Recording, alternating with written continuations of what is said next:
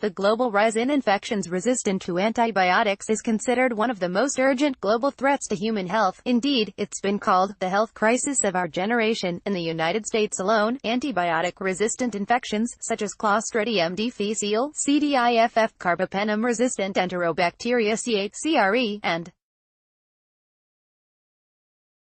Neisseria gonorrhoeae, are responsible for more than 2 million illnesses, and at least 23,000 deaths, each year. The human cost of those illnesses is immense, but so is the economic cost, an annual hit to the U.S.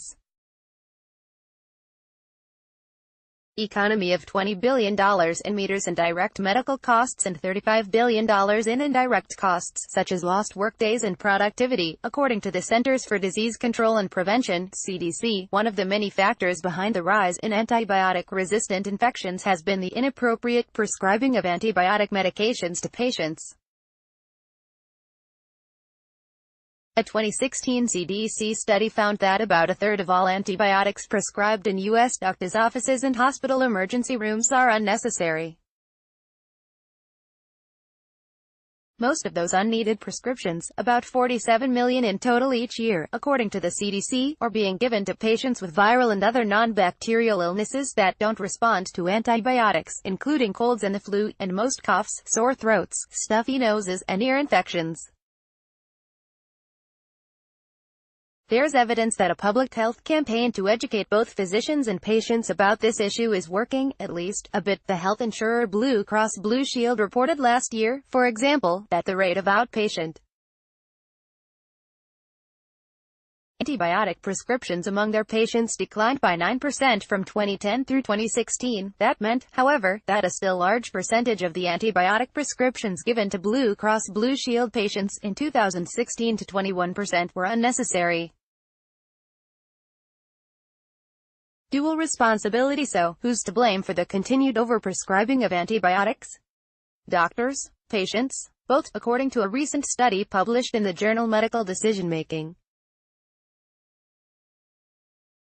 The study surveyed 149 clinicians, including doctors, nurses and physician assistants, 225 patients at 2 large urban hospitals and 519 other adults through a national online website, Amazon's Mechanical Turk platform, about their knowledge and expectations regarding antibiotics. All participants live in the United States. The surveys revealed that a significant proportion of patients and their healthcare providers have a "why not take a risk" attitude about antibiotics, even when they're fully aware that the drugs aren't indicated for the patient's illness.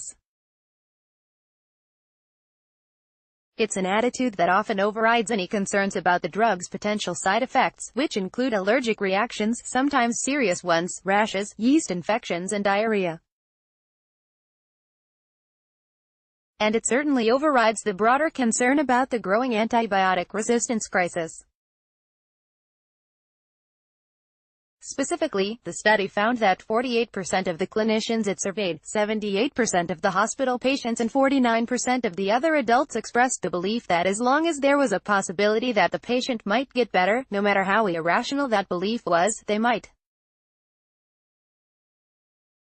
as well give it a try. The problem is that patients, but more surprisingly clinicians, are not fully recognizing the potential harms from antibiotic use, said Eileen Klein, one of the study's authors and a mathematical ecologist and epidemiologist at the Center for Disease Dynamics, Economics. Despite the fact that approximately 20% of patients can get some sort of side effect, this does not seem to be as important a factor in decision-making as one would expect. Needed a different educational strategy. These were small surveys, of course, and therefore their results may not reflect attitudes about antibiotic use in the broader population, either among patients or clinicians. Still, the fact that antibiotics continue to be overprescribed in such large numbers suggests that such attitudes are widespread.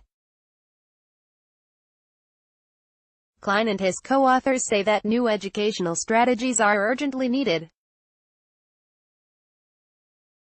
Rather than focusing on teaching patients the difference between bacterial and viral infections, which the surveys found many people already knew, a better approach, they say, might be to reframe the choice that the patient has to make between remaining sick or potentially being qualitatively worse off. It's not clear, of course, whether that educational approach would work. Still, it's worth a try, say the researchers. Given the urgency of the current global antibiotic resistance crisis, the most important driver of antibiotic resistance is antibiotic use, said Klein. Eliminating unnecessary antibiotic use would eliminate unnecessary harms to patients and help reduce the spread of antibiotic resistance, which threatens the medical gains of the last century. FMI. You'll find an abstract of the study on the medical decision-making webpage, but the full paper is, unfortunately, behind a paywall.